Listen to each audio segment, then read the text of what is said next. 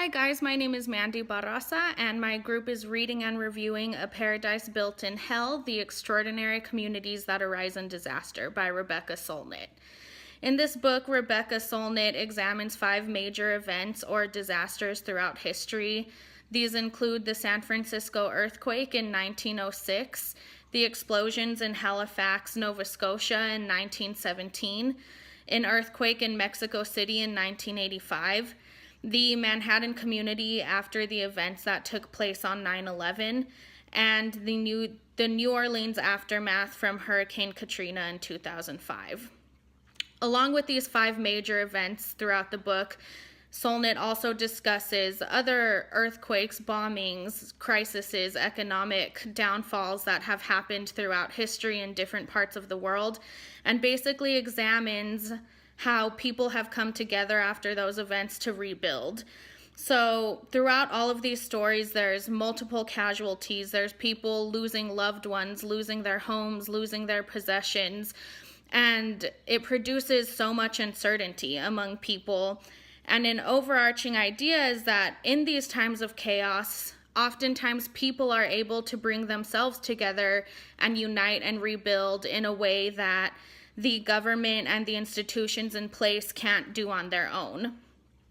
Thomas Hobbes, who's a political philosopher, along with other government planners, believe that humans are naturally selfish, cruel, and hateful, and that when disasters arise, that people will turn to anarchy and crime and panic, and that it'll be a complete mess. And through these stories, we're able to see that in some cases that may be, but in so many cases, we see very real accounts of these communities coming together, supporting one another, being truly altruistic, genuinely caring for one another, and basically leading each other to unite and rebuild.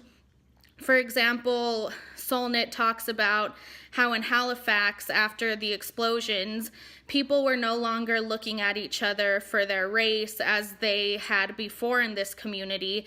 They were just seeing each other as humans coming together. They were able to find a common ground through the disaster and build a community to get through the chaos that had happened.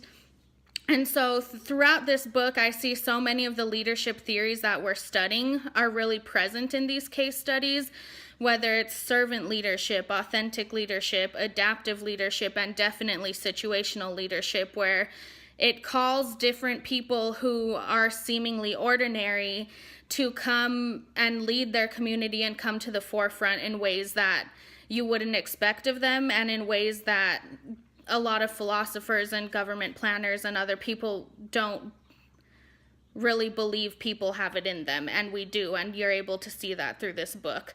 So through these disasters, we're able to see that communities can come together and unite, and that joy can be found in these communities in these horrible times. And I do think that this book is a great resource for really seeing the heart of people in these human experiences, and recognizing that people do have the ability to lead, people from all backgrounds, different walks of life, and that great things can come from disasters. So it's definitely something I recommend, and I look forward to our next assignments. My name is Evan Gomez. Our group, we're doing our review on a Paradise Built in Hell by Rebecca Solnit. She writes about 5 major social consequences, starting off with the 1906 San Francisco earthquakes, as well as the 1917 Halifax, Nova Scotia explosion, and the 1985 Mexico City earthquake, in addition to 9/11 and New Orleans after Hurricane Katrina. The main theme that I enjoy most about the book is the temporary utopian society. These disaster survivors, they often share a feeling of belonging and a sense of unity rarely achieved under normal circumstances. And you imagine that is the case because, you're putting these life and death situations, and the only people you could look to are, people to the left and to the right of you. You have communities pulling themselves together to help out one another. You have neighborhoods watching out for each other when the government either can or they will not.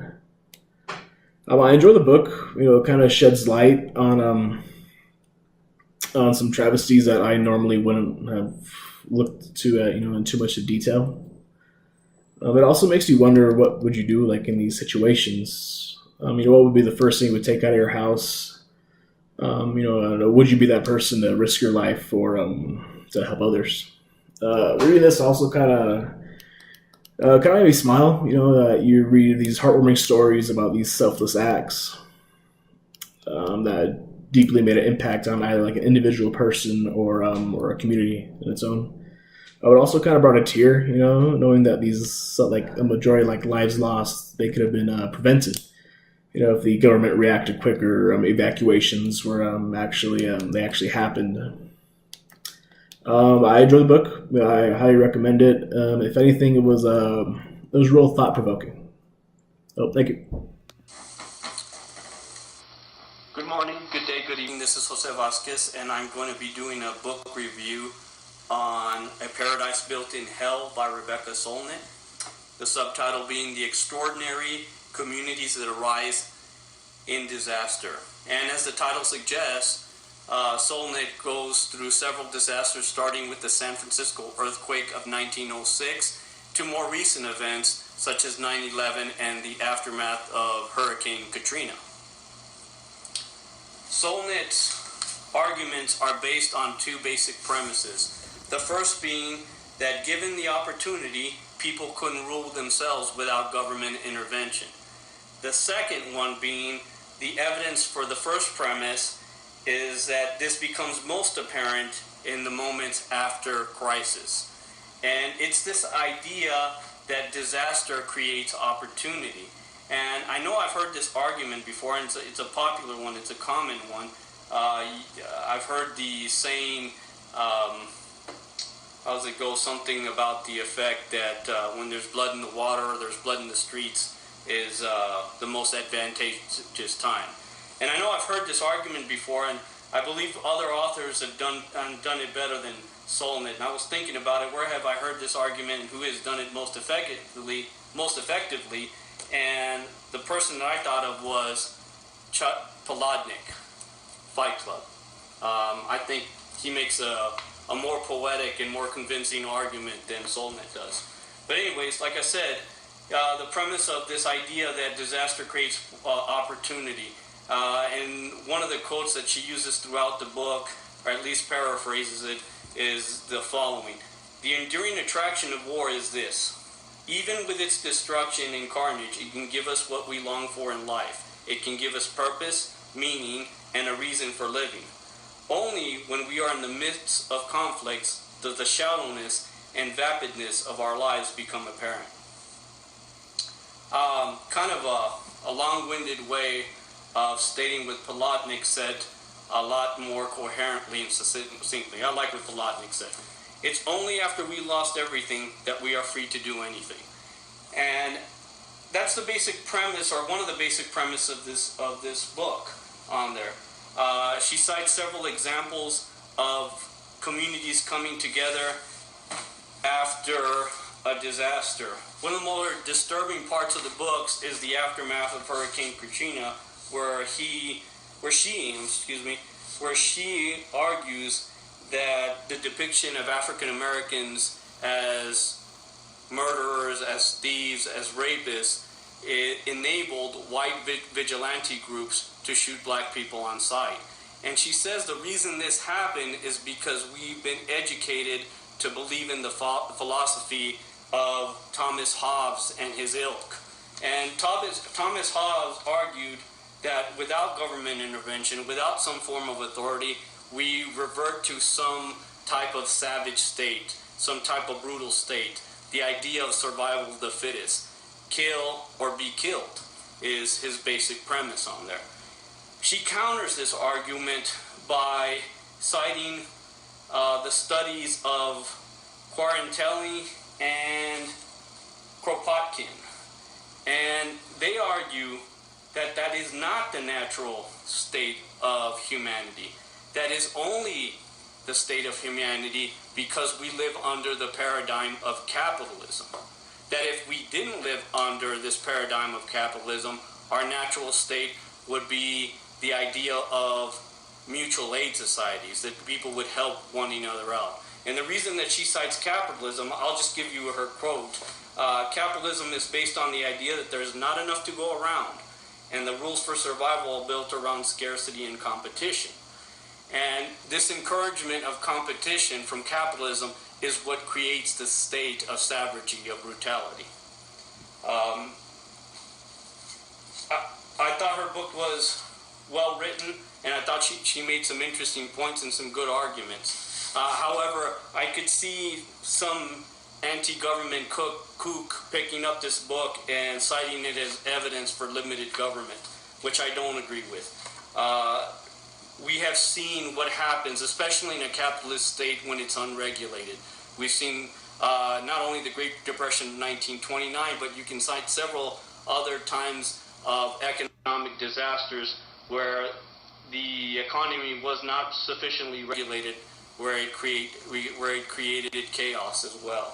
So that's my book review for Ms. Solnit. Tell me what you think about it, if you agree or disagree with my interpretation, and thanks for listening. Hi, my name is Matt Wilms, and my group was assigned to read A Paradise Built in Hell, written by Rebecca Solnit. Solnit explains and teaches the readers about 5 catastrophes that we may or may not know of. The first catastrophe was in 1906 that she explains about, that happened in San Francisco, which happened to be a massive, a 1-minute earthquake, which led to massive fire where the city was beside itself and everything that you could imagine was going wrong in the city.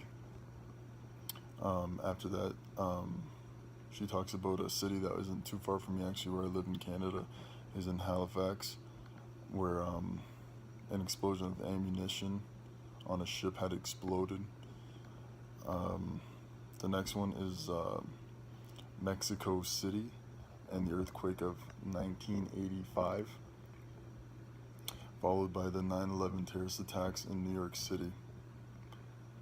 The last one she talked about was Hurricane Katrina, and this one I know I've researched a lot on, and from what she explains is that once Hurricane Katrina had happened, it had just went completely south. Civilians who were looking for help were being turned aside from the military for the most part, or the police weren't allowing them to leave. They're pretty much stuck, and it seemed like everyone was more worried about the value goods instead of people in need. And if stores were getting robbed, they were more worried about that than people who needed help, who were actually just floating, that weren't even getting them out of the water, from what I'd heard. But something that is so interesting to me about the book is that Solnit finds small utopias that are temporary, but human nature becomes very generous and helps, and the help comes from others who may never have known beforehand. So it's like, it speaks for itself, a paradise built in hell, when something is so dark and it seems like there's nothing else that can happen. All of a sudden, after it's done, you start seeing people help out from each other. If they need food is provided. If they need somewhere to stay, people will let them stay. So that is my quick overview of the book. More will come from time goes on, but that's as much as I got right now. Thank you for listening.